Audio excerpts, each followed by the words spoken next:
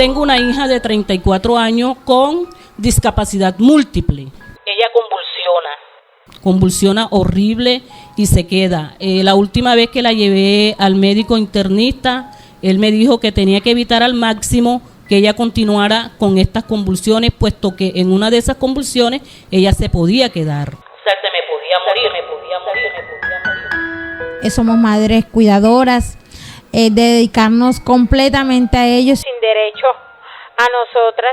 He tenido muchos inconvenientes con la EPS Mutual Ser. Se nos violan mucho los derechos. No nos tienen en cuenta nuestros hijos.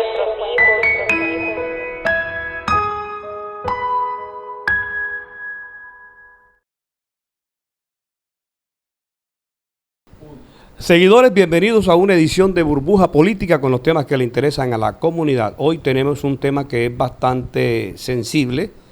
Vamos a hablar de personas en situación de discapacidad o con discapacidad. Hemos invitado a las señoras que se denominan madres cuidadoras. ¿Qué son las madres cuidadoras? Para empezar a entrar en contexto de nuestro especial periodístico en el día de hoy.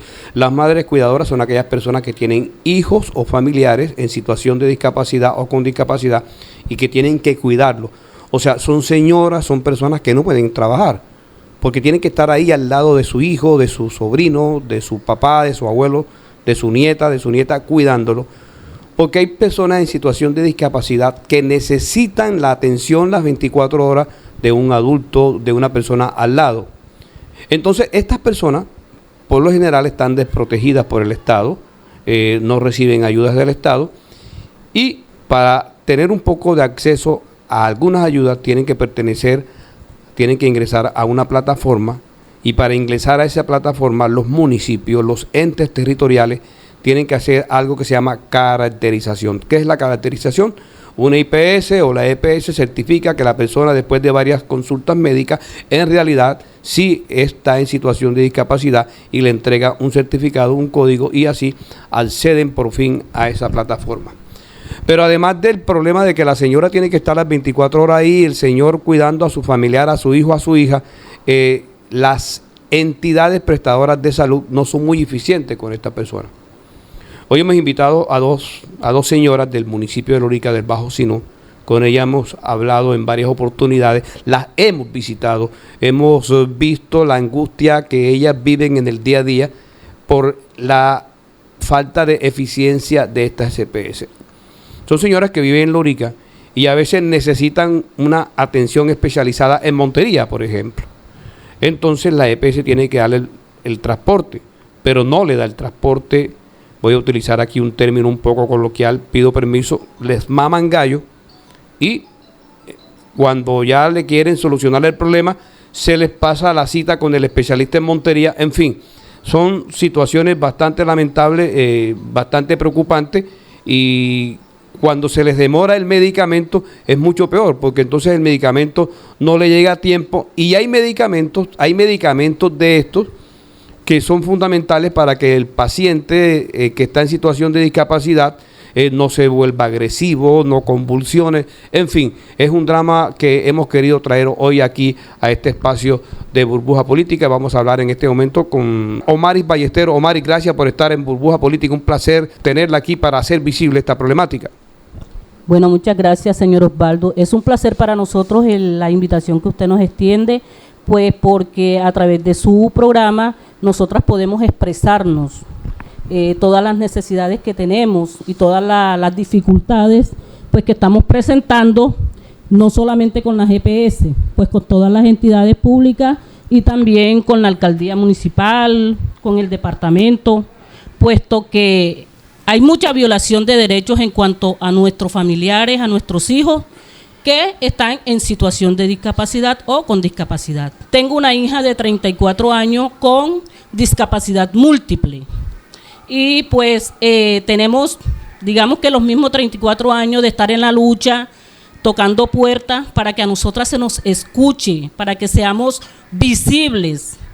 ¿Por qué? Porque nuestros hijos, nuestros familiares también tienen todo el derecho a ser escuchados, a ser vistos, a mirar todas las necesidades que tenemos y pues a que se nos escuche y que se nos abran puertas. Bueno, también nos acompaña la señora Sir Lady Rodríguez, también del municipio de Lorica, y vamos a seguir haciendo visible esta situación. Cuéntenos su historia, Sir Lady. Tengo un niño de 11 años con parálisis cerebral espástica. Sí, es una lucha día tras día, nosotros ahí para que no se le violen los derechos a nuestros hijos. Y es algo constante, como usted bien lo dijo, somos madres cuidadoras, dedicarnos completamente a ellos sin derecho a nosotras. He tenido muchos inconvenientes con la EPS Mutual Ser y como dijo mi compañera, se nos violan mucho los derechos, no nos tienen en cuenta nuestros hijos. Bueno, y además de esto, voy a, con el permiso de ustedes, pues, no sé si es el caso de ustedes, pero de pronto estoy entrando en el plano personal. Por lo general, estas señoras que han tenido sus esposos, que han tenido sus maridos, cuando tienen el niño o la niña en situación de discapacidad o con discapacidad, por lo general son abandonadas. Entonces, además de ser madres cuidadoras, son madres solteras que están totalmente desprotegidas. Omar, y vamos a hablar un poquito cómo ha sido la lucha con la EPS para el suministro de los medicamentos, para la atención de especialistas. ¿Cómo ha sido esa gestión, esa angustia? Llevo aproximadamente 2 meses que a mi niña se me le están negando los ensures, puesto de que ella entra en un proceso que no quiere alimentarse, no quiere comer, la comida me la bota y se me ha desmejorado bastante.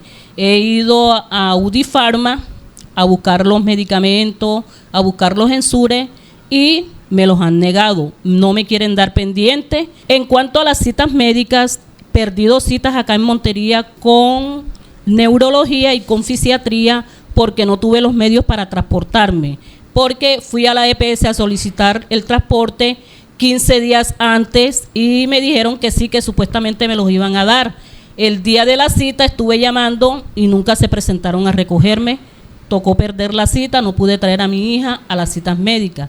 Soy madre cabeza de hogar, como usted lo dijo, y la dificultad que tenemos porque no devengamos un sueldo, no tenemos de pronto una persona que esté ahí ayudándonos con, digamos, con dinero para nosotras podernos transportar. Y la EPS nos está negando el transporte, nos están negando los medicamentos. Mi hija convulsiona, mi hija toma cloxapina, toma ácido valproico, ahorita le mandaron la quetiapina.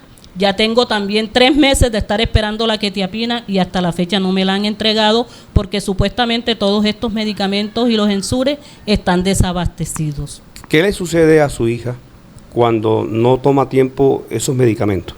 Ella convulsiona horrible y se queda. La última vez que la llevé al médico internista, él me dijo que tenía que evitar al máximo que ella continuara con estas convulsiones, puesto que en una de esas convulsiones ella se podía quedar, o sea, se me podía morir.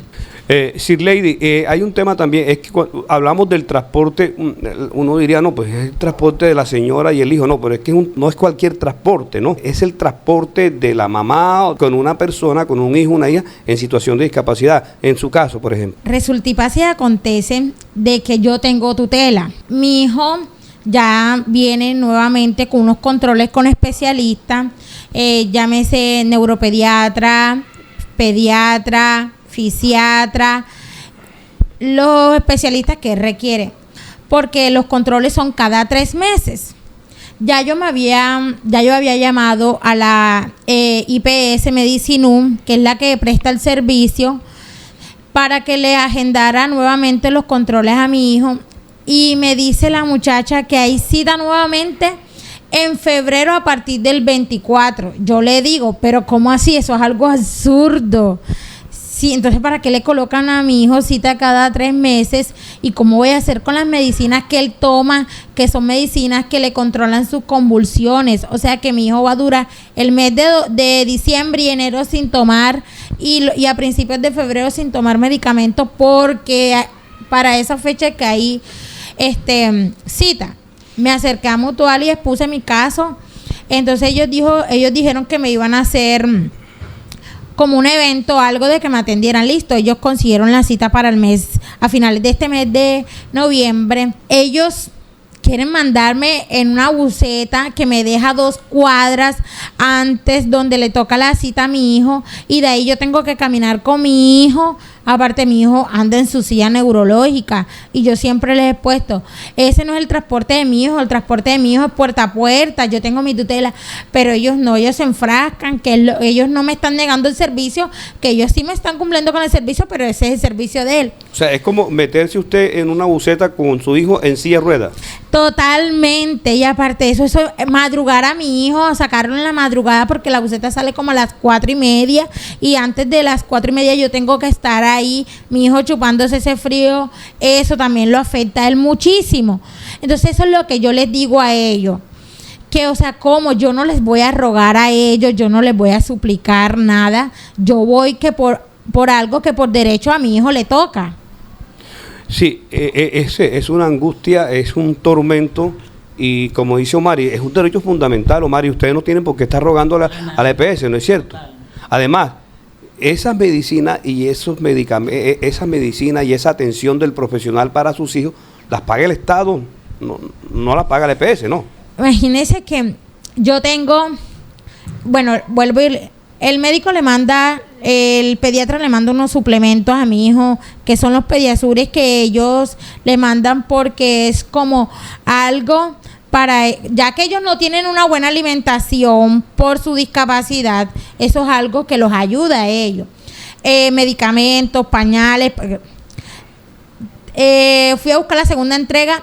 Lo más curioso es que usted se acerca a Audifarma y lo primero que le entregan a uno, o lo único que le entregan a uno, es puro pendiente. Puro pendiente. Puro pendiente. Pendiente es, venga de otro día. Le entregan a uno un voucher. Un voucher es una hojita donde dice de que ese medicamento, por el momento, según ellos, no lo tienen, y con ese papelito uno tiene que irlo a reclamar, digamos, dentro de 15 días, que no llega a los 15 días, pasa un mes, pasan 2 meses y después le salen con el cuento de que el medicamento o el suplemento está desabastecido, o sea que no lo hay. Y nosotras sabemos que no es así. ¿Por qué? Porque nosotros sabemos que INVIMA, cuando un medicamento ya no existe, sale fuera del mercado en todas las droguerías. Entonces nosotros nos acercamos a la droguería y está el Ensure, está el paño, están los medicamentos, o sea, cosa que es mentira de Audifarma, o sea, de la farmacia. Y lo más curioso, listo, va usted y va a la tercera entrega, otra vez los dichosos pendientes. Entonces es donde yo me acerco a la EPS Mutual y le digo, o sea, en serio, madrugo, porque aparte de eso hay que madrugar a las 3:20 y hacer una cola inmensa. Y yo me acerco, aparte de que tengo que madrugar, lo primero que me dan la entrega son puro pendiente. Entonces, ¿cómo hago yo? Por cierto, me tienen de pendiente unos Pediasures, unos medicamentos como el Tegretol, que es un medicamento que mi hijo lo toma para las convulsiones y todavía a la fecha no me lo ha entregado. No me lo han entregado y ellos no dan solución de eso. Audifarma no lo da. Lo primero que me dicen es acérquese a la EPS para ver qué es lo que ellos le solucionan. Y la última, me acerco y a reclamar unas pastillas que se llaman Risperidona de 1 mg, que las toma mi hijo para conciliar el sueño, porque no puede dormir. Las pastillas puro plástico. Las que les entregaron. Las que le entregaron. Y ya mi hijo tenía un mes de haberlas tomado. Sino que mi suegra dijo, pero estas pastillas, ¿por qué se demoran tanto para disolverse? Voy a triturarlas. Y es que se da cuenta que es plástico lo que mi hijo estaba tomando. Pero las anteriores sí venían en buen estado. No, en ninguna. Y todavía fecha y me entregan las mismas pastillas. Y yo le digo, eso no lo voy a tomar, eso no lo va a tomar mi hijo porque eso es plástico. Y yo le hice, fui a Mutual Ser, me acerqué y le mostré la evidencia, les mandé fotos y no han hecho caso omiso, ni siquiera. Es que no se han tomado la molestia de ir a Audifarma para ver qué es lo que está pasando, nada. Lo único que Audifarma me respondió fue que ellos no tienen la culpa porque son medicamentos que vienen de dicho laboratorio y que ellos no son los que lo preparan, por decirlo así. Bueno, Omari, en medio de la adversidad, pues se han unido ustedes, ¿no? Se han reunido varias madres cuidadoras y han hecho como una especie, no sé, de asociación, de organización, de fundación, se colaboran entre ustedes, pues son solidarias, nace ese sentimiento de solidaridad, la adversidad las ha unido, ¿no? Sí, señor. Nosotros tenemos una fundación que se llama Abrazos de Amor del Sinú, Colón Olascuaga. Eso la fundamos el 22 de noviembre del año 2020. Ahí nos reunimos más de 50 madres cuidadoras, pues para podernos apoyar, porque así vamos a tratar de sacar, aunque todavía hasta la fecha no hemos logrado nada, pero tenemos fe en Dios, pues que las cosas se nos vayan a dar, pues con las personas que tengan buen corazón, pues que nos ayuden a sacar nuestra fundación hacia adelante. El ente territorial, vamos a hablar un poquito de la alcaldía de Lorica, porque como dije al inicio del programa, si las personas en situación de discapacidad o con discapacidad no están caracterizadas, no pueden ingresar a una plataforma donde reciben algunas ayudas del Estado. ¿Cómo va ese proceso con la alcaldía de Lorica, que es la entidad encargada de esa caracterización? Bueno, le comento que hace aproximadamente 3 años se hizo una pequeña caracterización en Lorica. Allí entraron nuestros hijos, de 200 y alguito más de personas que caracterizaron. Pero la población es muy grande. En Lorica y sus alrededores hay aproximadamente más de 3,000 personas con discapacidad. Personas que la mayoría no están certificadas. ¿Qué pasa? Que si la persona no tiene una certificación, no tiene derecho a nada. No le puede reclamar a una EPS porque ellos exigen es el certificado de discapacidad. Y hay, perdón, como unas 3,000 personas y apenas hay caracterizadas unas 200. 200 y piquita. Y ahorita la nueva administración pues está haciendo como un pequeño censo para caracterizar a otras personas más. Creo que aproximadamente 300 personas. Llegaríamos, digamos que unas como 500. Usted dice que hay como unas 3,000. ¿Y qué pasa con nosotros, con esas otras pues, personas? ¿Qué le comento? Nosotros estuvimos en el corregimiento de la doctrina. Hay personas que ni siquiera tienen el conocimiento de que esta caracterización existe. No tienen la forma de cómo llegar a la alcaldía para que ellos los ayuden. Ellos necesitan una persona que les oriente, pues de la administración o de la Secretaría de Salud más específicamente, para que les informe de cuál es la documentación que deben llevar a la Secretaría de Salud para que a estas personas las certifiquen. De pronto ahí está llevando un poco la fundación que ustedes... Exactamente. Entonces, ¿nosotros qué estamos haciendo? Nosotros estamos orientando a las madres o a los familiares de estas personas que tienen hijos o personas en situación de discapacidad, pues que se acerquen a la Secretaría de Salud con la historia clínica médica, donde dice que la persona tiene una discapacidad. El documento de la persona, pues una carta de solicitud, porque ese es otro cuento. A mí me parece que eso es como una traba que se le está poniendo, porque yo pienso que con la historia clínica es más que suficiente para que una persona tenga que meter una carta de solicitud diciéndole a la Secretaría de Salud de que por favor le certifique a su persona que tiene con discapacidad, porque necesita el certificado. Si para eso estamos llevando la historia clínica, pienso que eso es como trabas que le están poniendo a las personas para demorarle más el proceso. No, yo vi un caso en Montería. Las personas ya tienen una historia clínica donde demuestra que son personas que están recibiendo tratamiento en situación de discapacidad del IPS, pero cuando van a hacer el trámite ante la alcaldía, no, eso está desactualizado. Entonces tiene que iniciar el proceso desde el médico general hasta el especialista, y ahí la persona pierde tiempo, ¿no? Yo pienso que si uno lleva a su persona a un médico general, pues ya los médicos generales están manejando un código. Ahorita actualmente no recuerdo cuál es el código. Allá no necesita que llegue el especialista. Sí es necesario que llegue, pero cuando llegan al médico general, él en la historia clínica les coloca el código para que se acerquen a la Secretaría de Salud, los metan en base de datos para cuando lleguen los especialistas a certificarlos, ya ellos sepan cuál es la discapacidad que la persona posee. Omaris, en este gobierno del presidente Gustavo Petro se le ha incentivado más el tema del auxilio del adulto mayor, ahora se llama renta ciudadana, están tratando de pensionar a las madres comunitarias, renta joven, el Gustavo Bolívar, que es el director de Prosperidad Social, le ha hecho un empuje grande, le ha hundido el pie al acelerador a todo este programa social. ¿Ustedes cómo están con ese tema de estos programas, Omari? Bueno, yo le comento que estamos mal. ¿Por qué están mal? ¿Por qué estamos mal? Porque primeramente Prosperidad Social se va a la base de datos de Sisben. Y por lo general la mayoría de las personas estamos en B, en el C, en el D, y son pocas las personitas que entran a estos programas de prosperidad social. Ahorita salió un programa de Colombia sin hambre o con hambre, algo así, y la mayoría de las personas quedamos por fuera, me incluyo porque mi hija no salió en ninguno de los programas.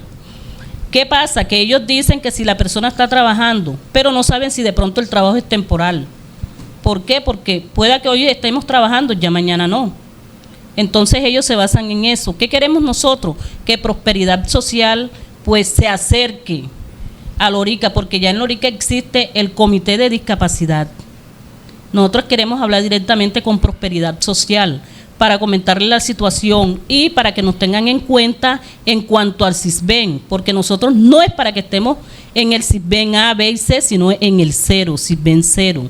Estemos sisbenizados. Tenemos personas que son adultos mayores con discapacidad que están en lista de espera. Ya llevan 3, 4 años esperando y hasta la fecha varios se han muerto y nunca han salido. Deberían darle prioridad, ¿no? Exactamente, la prioridad, pero veo que no existe.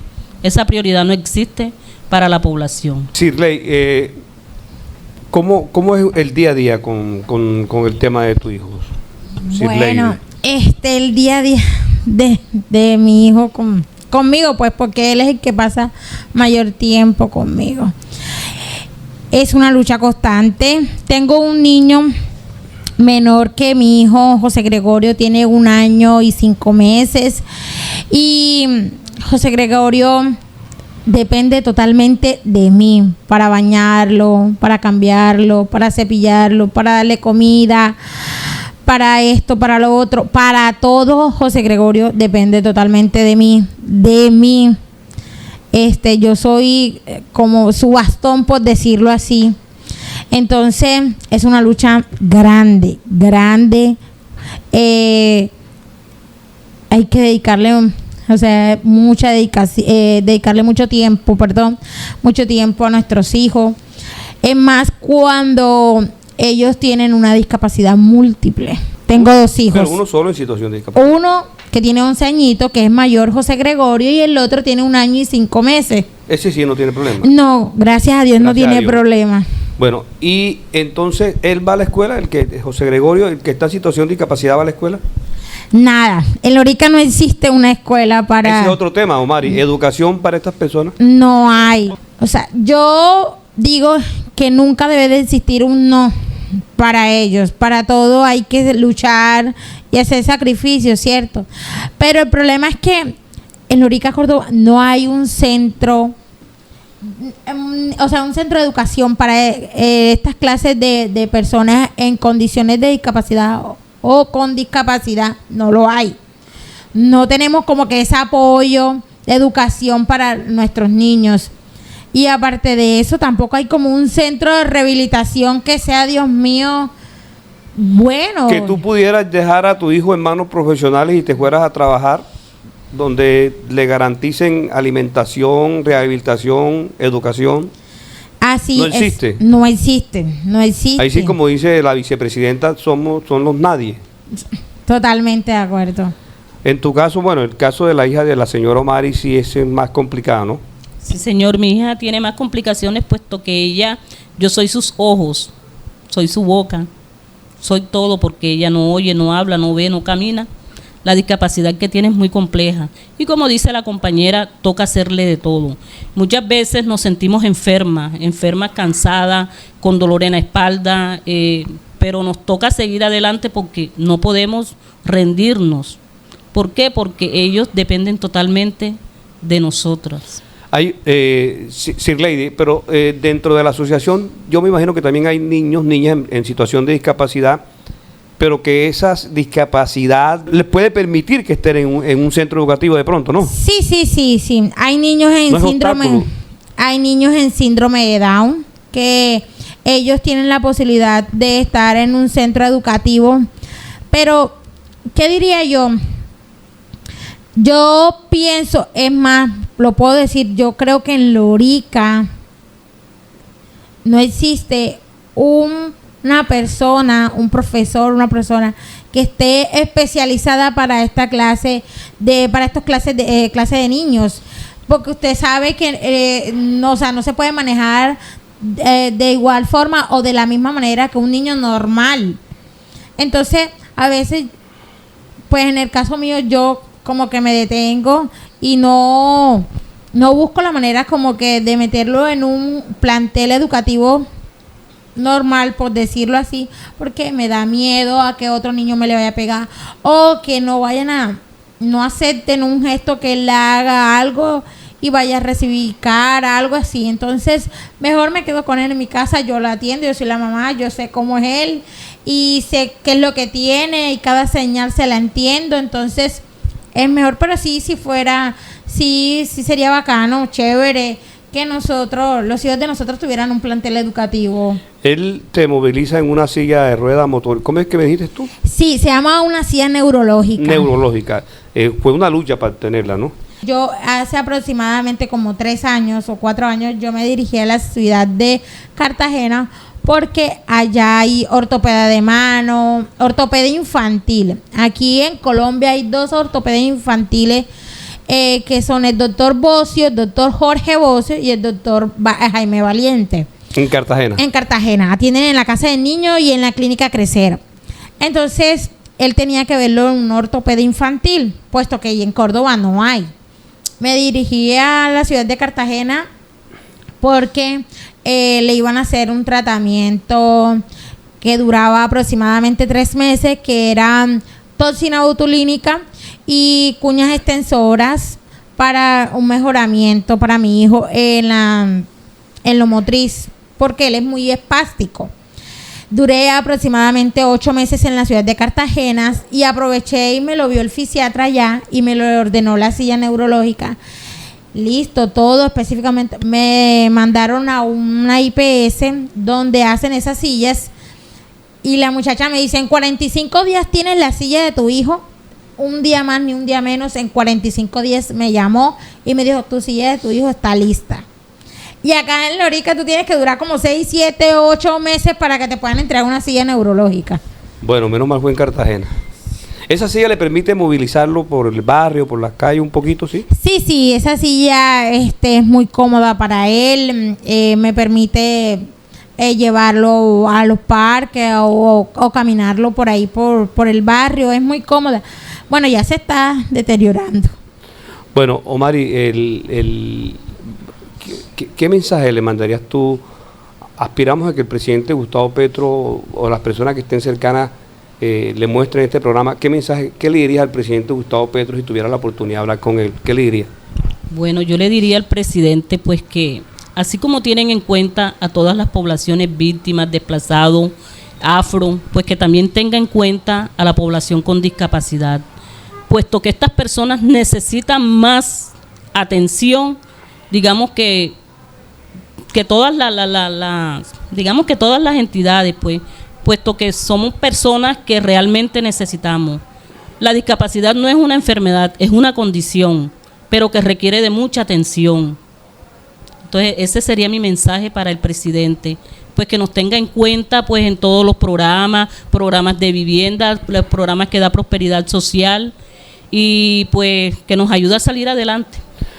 Sir Lady, ¿qué mensaje le das tú si tuvieras en un consejo de esos que hace el presidente, si estuviera en Lorica, que lo tuvieras de frente y te dieran la palabra, ¿qué le dirías? Bueno, yo le diría que de vez en cuando se paseara por el municipio de Lorica, que estudiara más a fondo nuestro trabajo como madres cuidadoras.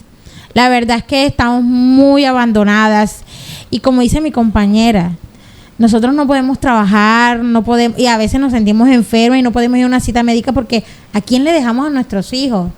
Entonces, que nos tuvieran en cuenta, que por lo menos si hay proyectos para otras entidades, como dice mi compañera, pues también para la situación en condición de discapacidad se tuviera presente, que no la dejaran sola, que estuvieran siempre ahí.